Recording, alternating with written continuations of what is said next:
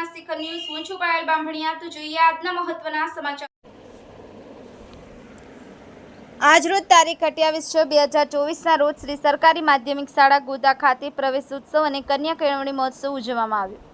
આ કાર્યક્રમના અધ્યક્ષ શ્રી ડી.એન. કાછડ સાહેબ, પ્રાંત અધિકારી શ્રી દિયોદર, શ્રી પ્રદીપભાઈ અમીન, આચાર્ય વર્ગ 2 સરકારી માધ્યમિક શાળા ઓઢા શ્રી જગમલભાઈ પી દેસાઈ, ઉપપ્રમુખ જિલ્લા પ્રાથમિક શિક્ષક સંઘ બનાસકાંઠા શ્રી વિરેન્દ્રસિંહ ઝાલા, સીઆરસી કોઓર્ડિનેટર દિયોદર શ્રી શાંતિભાઈ વી પરમાર, શ્રી આરસી કોઓર્ડિનેટર ભેસાણા તેમજ બોડી સંખ્યામાં વડીલો, યુવાન મિત્રો અને સમગ્ર ગ્રામજનો જોડાયા હતા।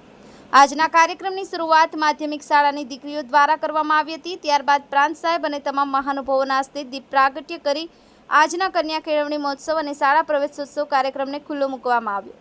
ત્યારબાદ સરકારી માધ્યમિક શાળા ગોદાના ઇન્ચાર્જ આચાર્ય શ્રી કલ્પેશભાઈ સિંહ ચૌધરી દ્વારા તમામ મહાનુભાવોનું શાબ્દિક સ્વાગત કરવામાં આવ્યું।